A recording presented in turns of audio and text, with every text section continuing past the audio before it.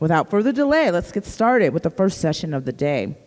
Our upcoming panel discussion on Sheroes at Work, how these inspiring women are making a difference. We gather to celebrate a remarkable group of women who have shaped the world through their unwavering determination, unmatched passion, and unyielding spirit. Please join me in welcoming Lakendra, Danielle, Coffman, Harper, broker at 5-Star Team, as our moderator, and Jona S. Lemmonds, founder and CEO and managing director of Launch Your Wealth and Ashtree Capital, Victoria L. McDonald, Adjuctant Junior Officer at the United States Army, Nadia Bonetz, Senior Counsel at Simpson Thacker and Bartlett LLP, Samantha Nelson, co-founder and co-president of Bridge to Justice Initiative, and Veronica Unnikrishnan, partner and SVP of Sales and Marketing at SQ. Let's give it up for our panels. Good morning. Can everyone hear us? You might want to. Hello. Hello. Good morning. Good morning. There we go. So it was mentioned that we are supposed to have a moderator. So I've decided to fill in because some of them couldn't make it due to flight cancellations and delays. So we're doing this on behalf of them as well. So to begin, I'm Jona Lemmonds, as mentioned earlier. And what we're going to do is we're going to just take our moment, a minute or two, to introduce ourselves personally and professionally. So why don't we start this way and then make it back to me.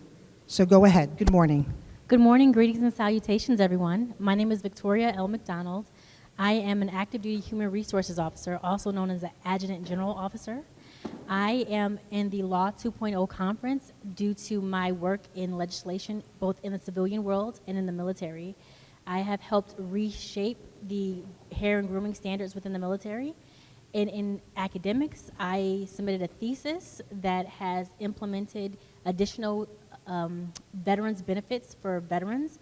And in the civilian world, I have helped write legislation to allow for additional considerations to be given when it comes to redlining and food deserts in New York State. Amazing. All right, thank you so much, Victoria. My name is Samantha Nelson. I'm an incoming fourth-year student at University of California, Berkeley, studying legal studies and public policy.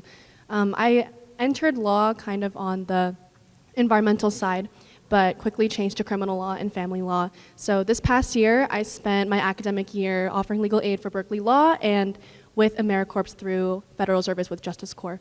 And after that, I had the idea with a coworker of mine to found Bridge to Justice Initiative to offer trauma-informed legal aid to Berkeley residents. Wonderful.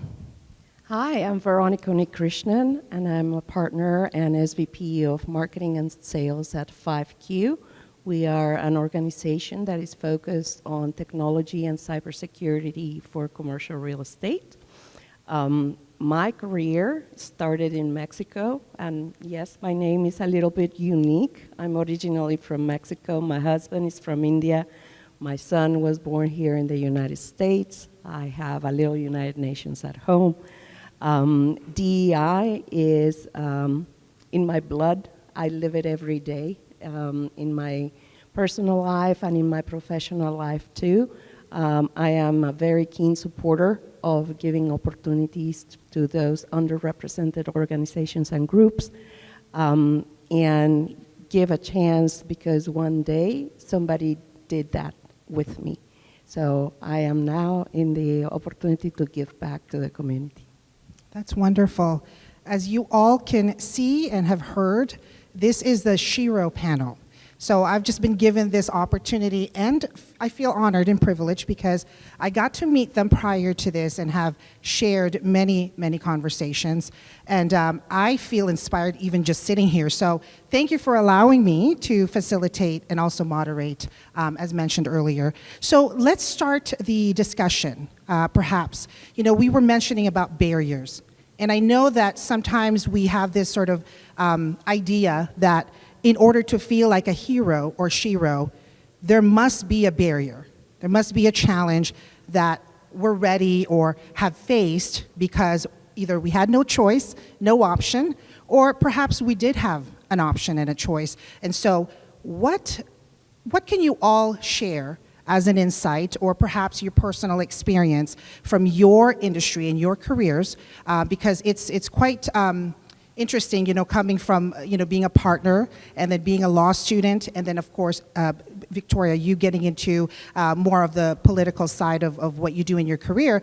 It's so important to address some of those obvious or maybe unobvious challenges and barriers that maybe many of us don't know or don't realize. And so I'd like to kind of start with you, since we're already going this way. So let me know, or let all of us know, what is it like to, you mentioned about DEI and having a multicultural family and going into the stage in your career now. What were some of those barriers that either held you back and you look back and you said to yourself, why did I do that? Or you used some of those barriers to really catapult you? Very, very important question, so thank you. As I was growing in Mexico, our culture over there was very much of women not necessarily having a light where in our professional careers would be distinguished or we would be able to develop. So that's kind of what I grew up with and the mentality that was instilled in myself. But my family was super supportive all the way, and when I decided to study computer science, I was one of the first Latinas that graduated with a computer degree. So yes, I'm dating myself, but yes, it was some time ago. But that actually just gave me the power to say, this is unique, this is different, take a risk, go ahead and try, even if nobody else has done it before. And throughout my career, yes, I have found a lot of limitations, but also a lot of good supporters in the organization. So I have a great story where my boss, where I was working back then, had invited me to a meeting, and he told me ahead of time, you're going to be with all the C-levels. You are invited to the meeting. You are part of the meeting. It is important that you speak up. Don't be shy. Please go ahead and share your knowledge, because that's the reason why we are inviting you. So that just gave me a little bit more confidence of myself going in and saying, yeah, I have somebody that is supporting me in my views and my vision. So when I was in the meeting, I was the only woman as I arrived, and I sat at the table. And my boss saw that I was a little hesitant, even though he had told me a little bit before, don't worry about it. So what he did is he just stood up and he handed over his BlackBerry, and he gave me a message there that said, if you know something, speak up.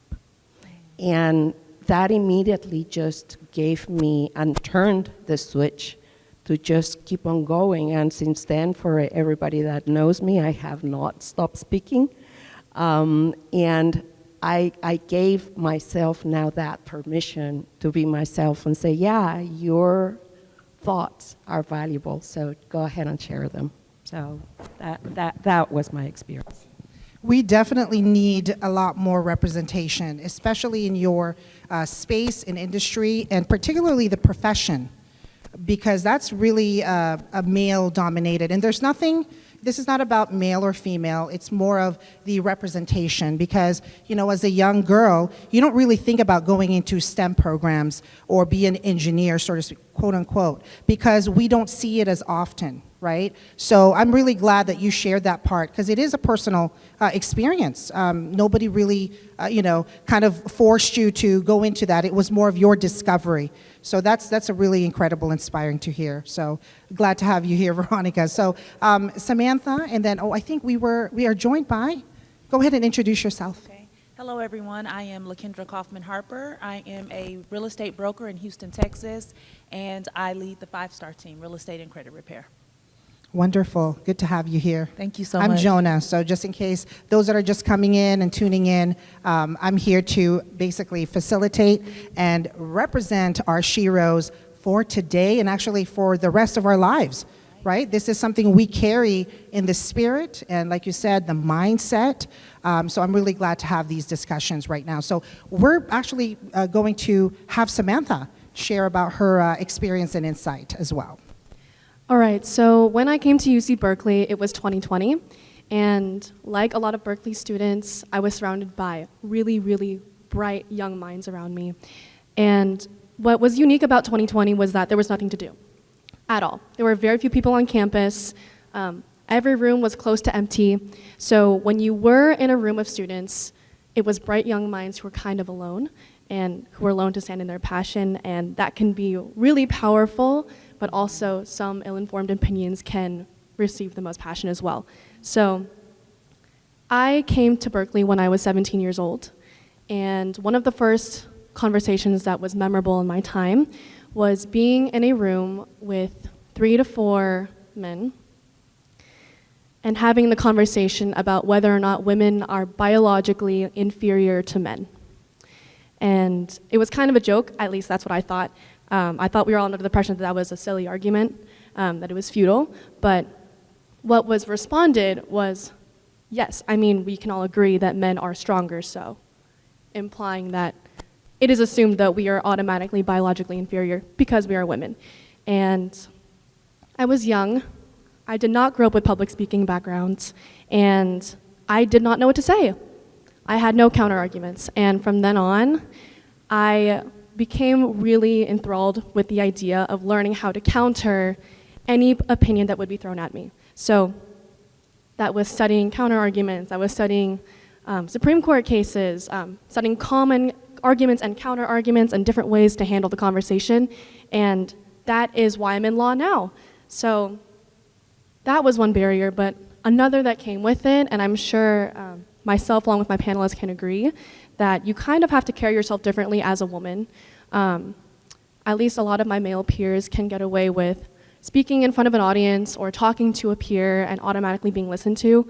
But one thing that I learned really early on is that posture, eye contact, actively listening to what you're saying and almost repeating back what you're saying makes it so that these people actually do listen. So that is what I carry with me now, and that is how I'm entering law today. And that is also why I devote myself to helping women through women's issues with trauma-informed legal aid. So it's been a very interesting ride, and I'm really grateful for the lessons I've learned, and I know they're going to help me a lot in the field of law. You are a great representation of that, because the first time I heard that when we initially chatted, at 17, that is an automatic, kind of this sort of, I feel nervous and don't know what I'm getting into. So that is an amazing representation of, I mean, mind you, it does not have ageism. That can happen to you at 17. It can happen to you at my age, which I'm not going to give away. So what I resonated with what you said, Samantha, actually is more of like the discovery of, how do I build my confidence to really tackle something that I'm going to be passionate about in law. So just a little context, I grew up with, both my parents were attorneys, and so I was in that environment at a very young age. I'm not in law, I am in real estate and finance, more in the investment space, but it's actually very much so male dominated. So when you do walk into the room and you don't have that much experience, it's a little bit nerve-wracking because you don't know how you're going to connect and create business opportunities. And so as a female, as a minority female, it kind of 10x's the challenge, which then can encourage you and help you catapult, right, to your winning opportunities. And so thank you for sharing, Samantha. Love the story, and I'm sure we're gonna uncover more. So Victoria, love meeting you.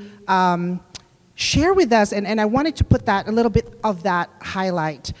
You mentioned about being in the military, and this is really interesting. I learned this from her the other day. The hiring process, the challenges, but share a little bit of the personal side, what inspired you to really do what you do now when it comes to the recruiting and hiring the new recruits to your field.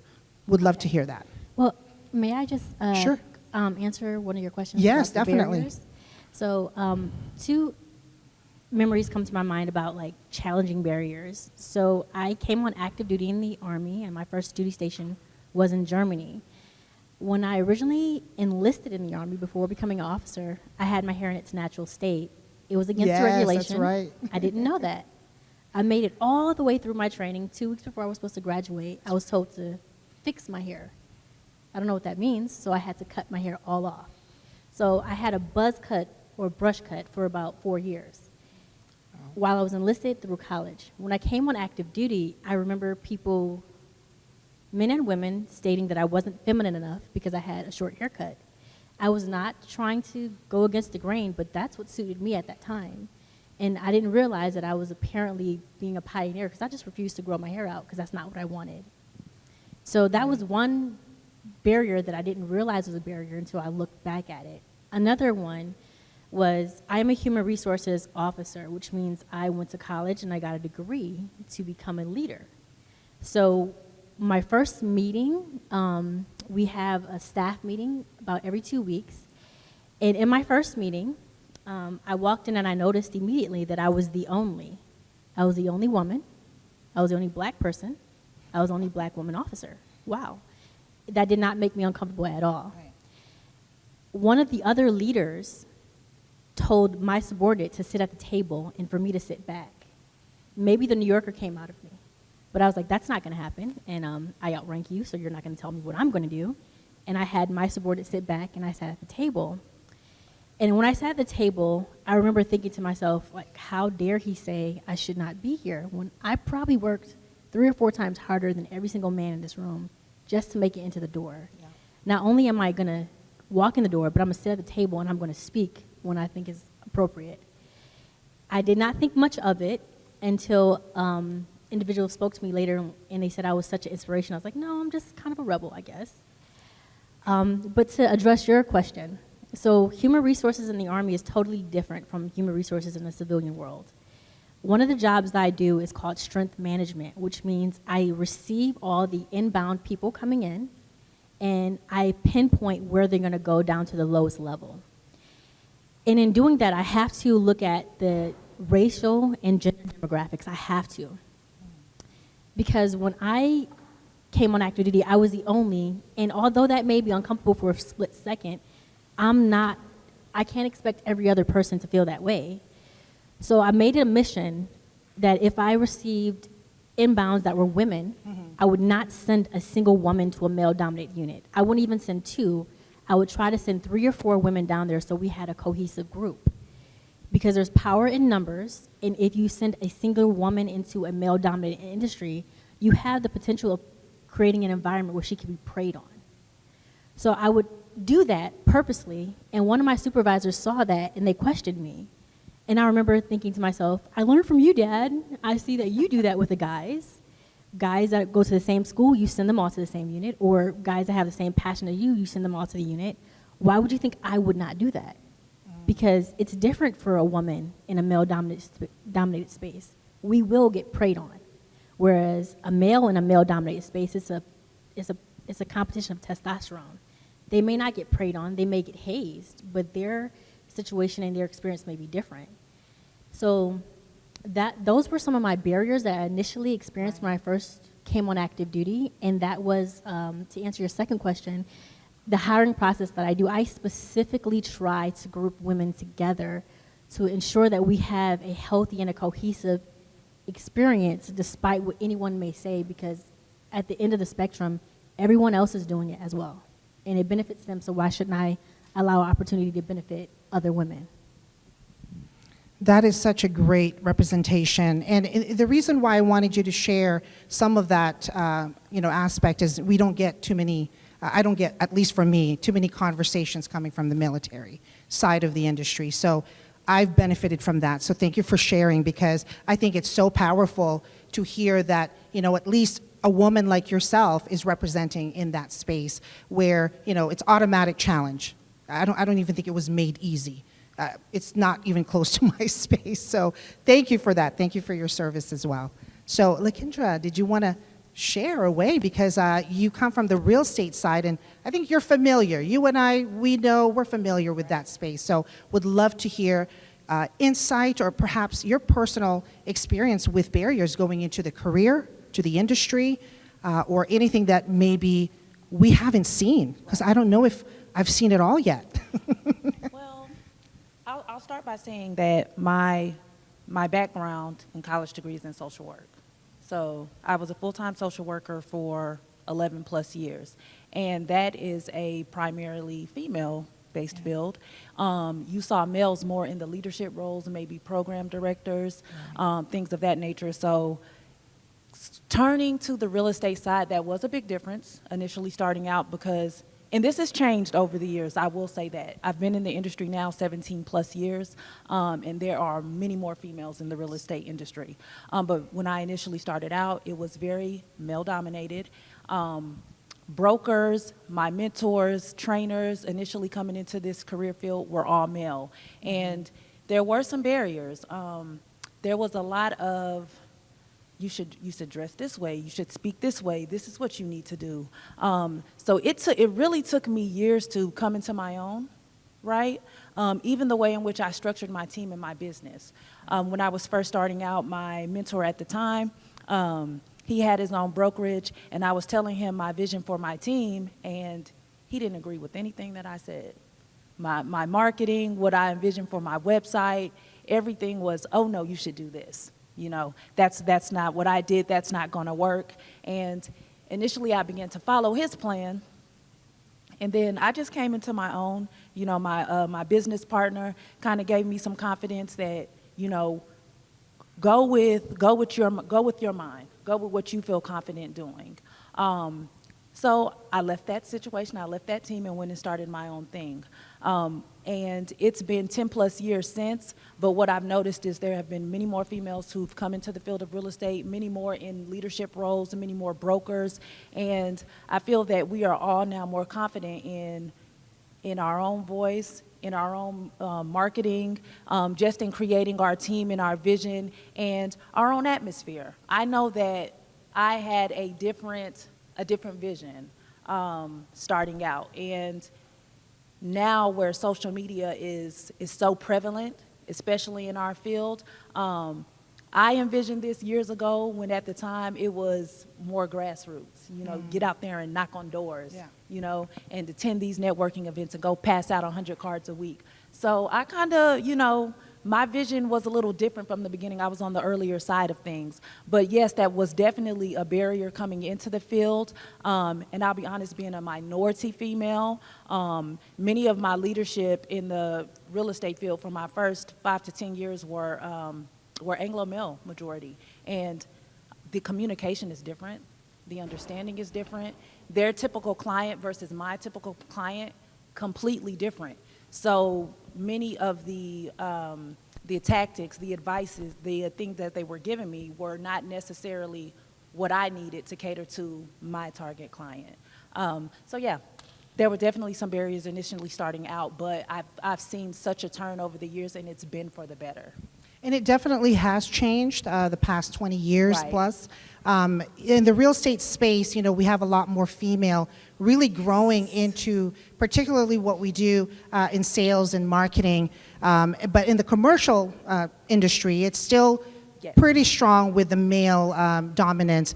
But there's nothing wrong with that, because even with my first mentor, he happens to be an older gentleman that actually brought me on a business trip along with the team, and the space was in the industrial sales, which you are selling, you know, those boilers, Right. the tools that you need to actually build commercial spaces. And it's quite interesting because I think there was like 3 females, and 2 of them happened to be the wife and daughter of the manufacturing plant that we saw where the boilers were being made. And I'll never forget that experience. And he said to me, wherever he may be right now, because he was older, and we lost contact eventually.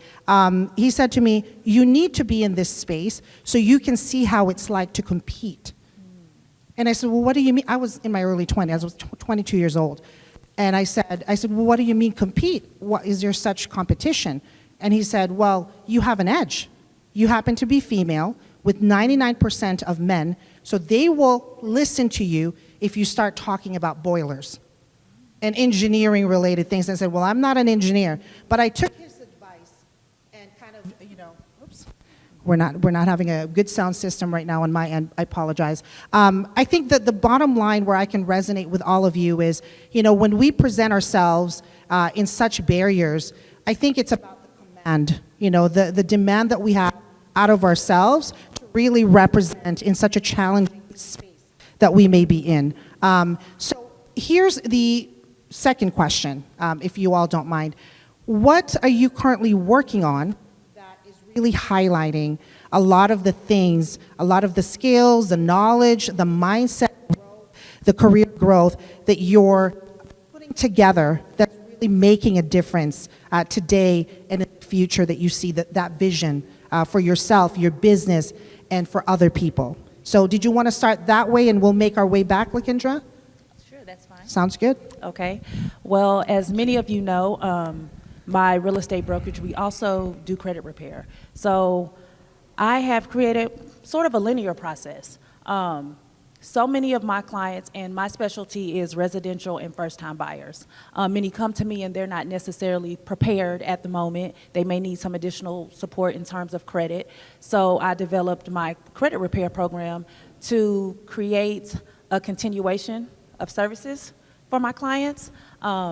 I also co-own a tax company, so many of my real estate clients come directly from my tax business, from my credit repair business. So I really have a passion for working with those who really strive for home ownership, right? I work with many minorities, many African American, Hispanic families who have the desire to own and do not think that it is attainable.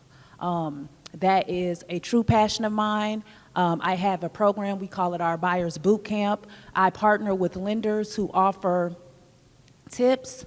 We give them action plans that give these individuals time to work on their budget, save their money, improve their credit, and link them to down payment assistance programs and grants, things that can really help them achieve their goal of home ownership for as little amount of money as possible.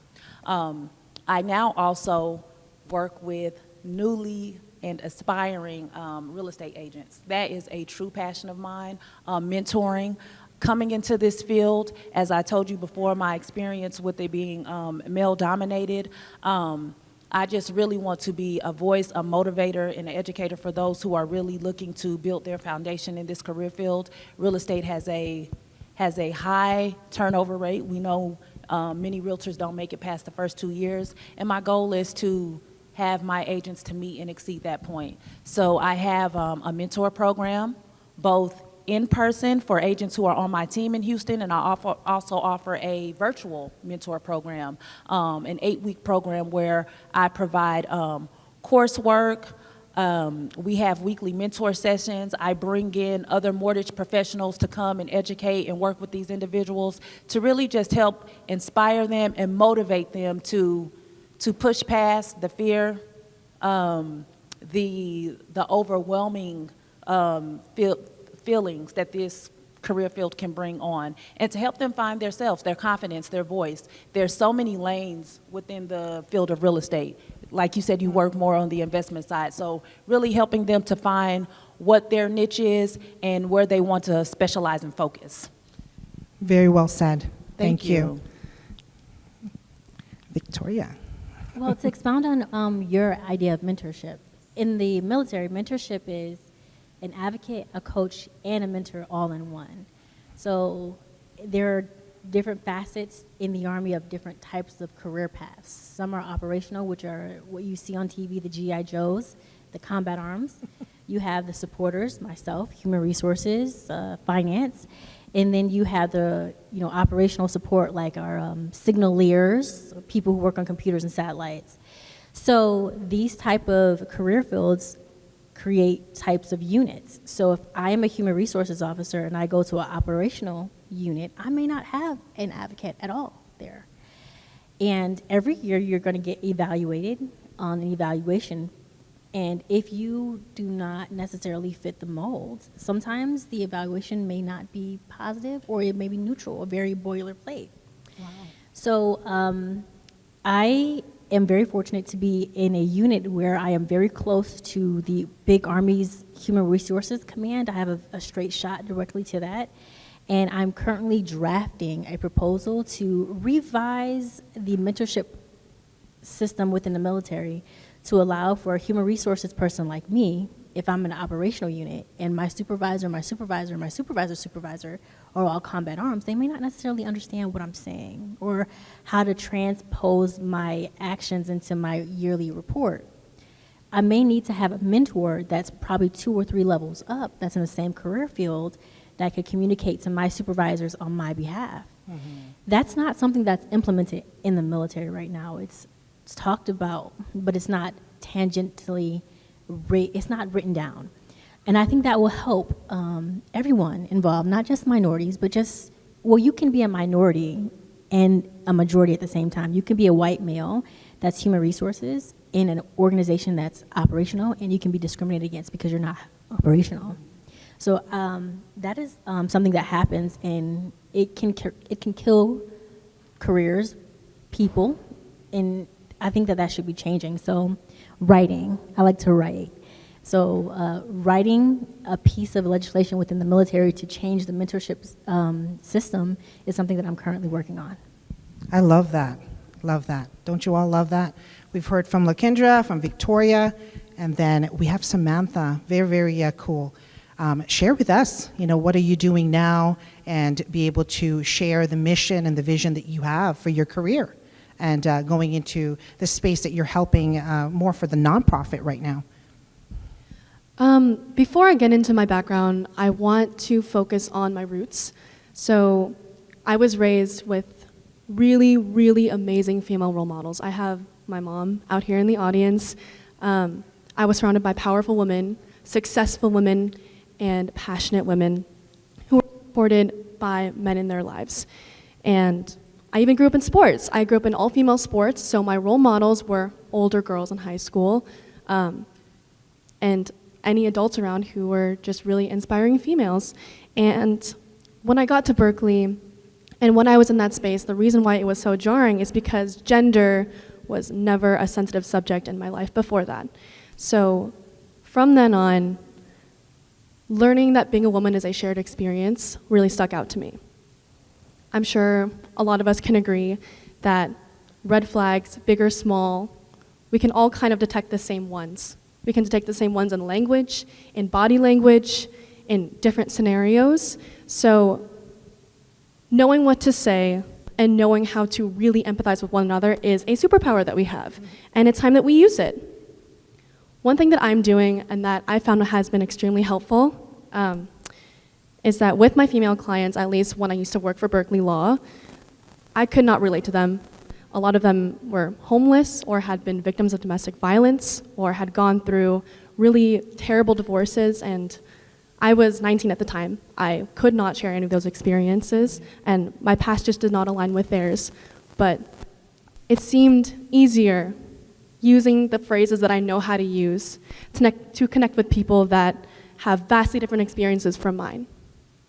So going forward, going to domestic violence shelters or homeless shelters or places where people are in very dire situations and offering legal services, whether that's helping them organize their paperwork, connecting them with pro bono attorneys, or helping them get the legal advice that they need.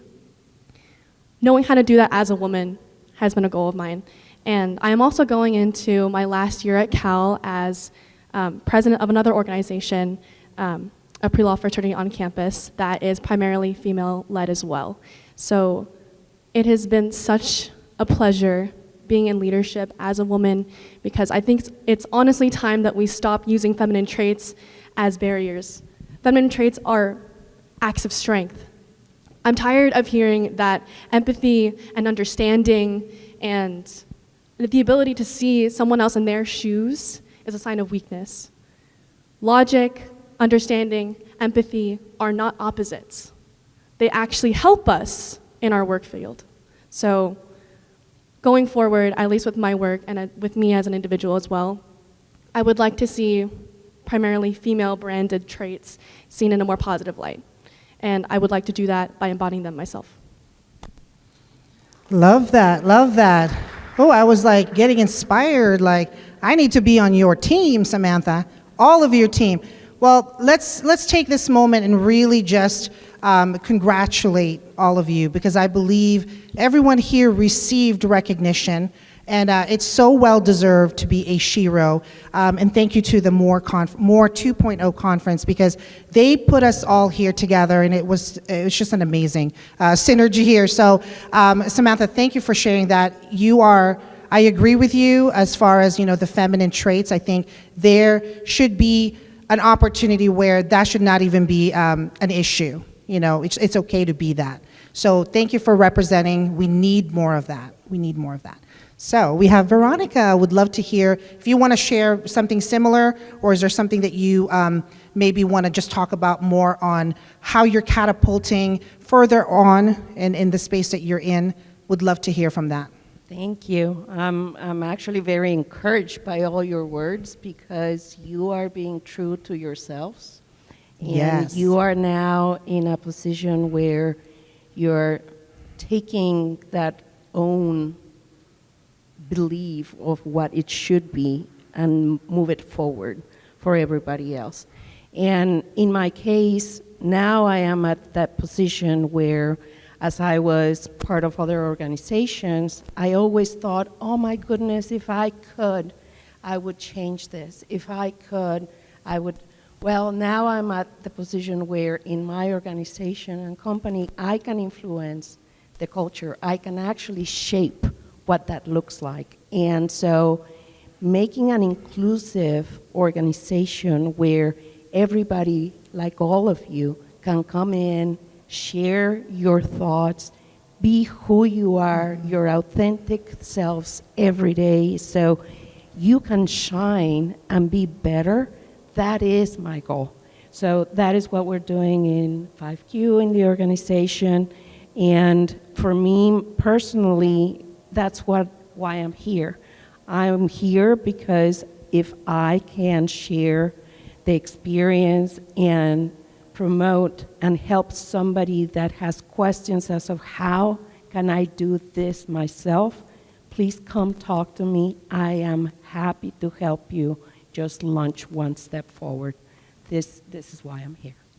Well, it's really, really cool to hear, because when I saw the email when we exchanged and I said, Veronica would like to know a little bit of your background, even reading that email, I was like, okay, I'm going to be up against a big, good challenge here to just really highlight everyone's, not just the success, because I think you all can agree, the success that we're reaching and trying to accomplish every single day, it's really the outcome. So we are our own version, like you said, authentic selves. And so just to really conclude on the Shero part of this discussion, anybody in the audience maybe would like to ask a question that we can all highlight some kind of insight for you. I'll open that conversation if you all are okay with that, and then we can close with that. Anyone in the audience that want to share with us a question that we can share back with you, please do. Raise your hand. Go ahead, ma'am. Sure, for anyone, yeah.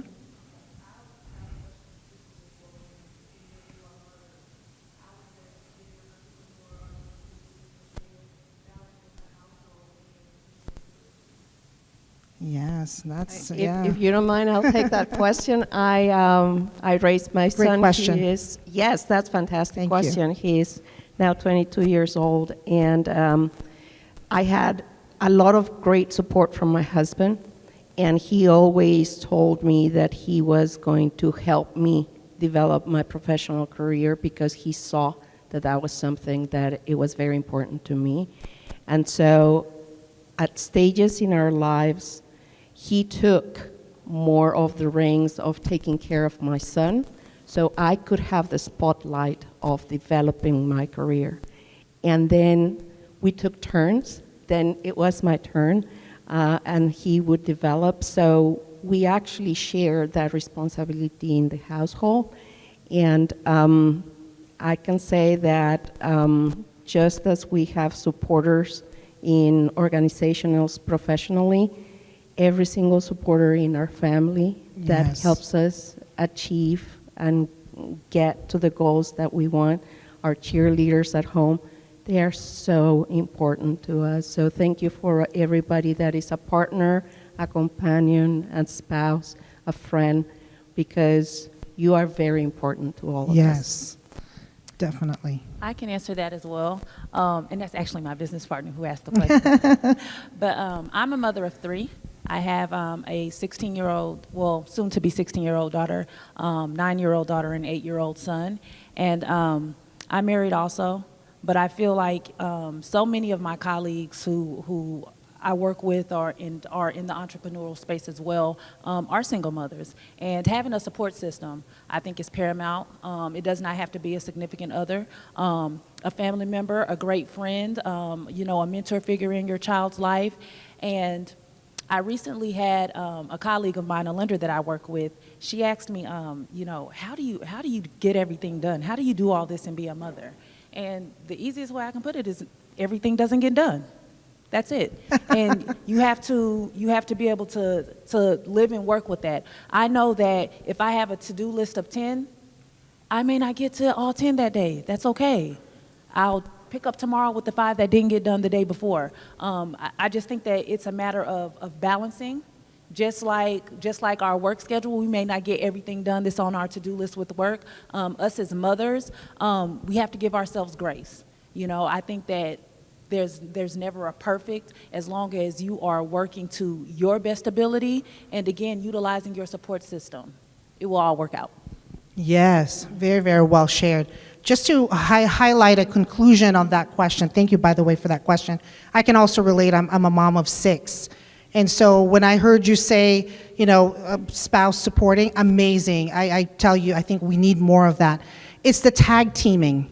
So knowing, you know, what's happening at home is so important. I had to actually pause my career development for 10 years plus, but I didn't stop. I continued being an entrepreneur.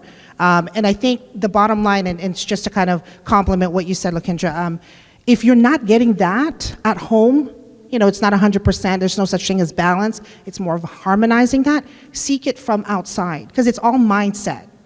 And also using technology to your advantage to get organized or, you know, create a communication way with your kids as well. And then, you know, obviously the spouse, very dynamic, so it's not gonna be perfect. I think keeping it real is really having that ecosystem of support outside of the relationship, marriage, and children. That kept me sane throughout the time. You know, it's up and down, but I think being a woman, whether you're a mother or not, it does get chaotic. We all get busy, so yes, you don't have to get everything done.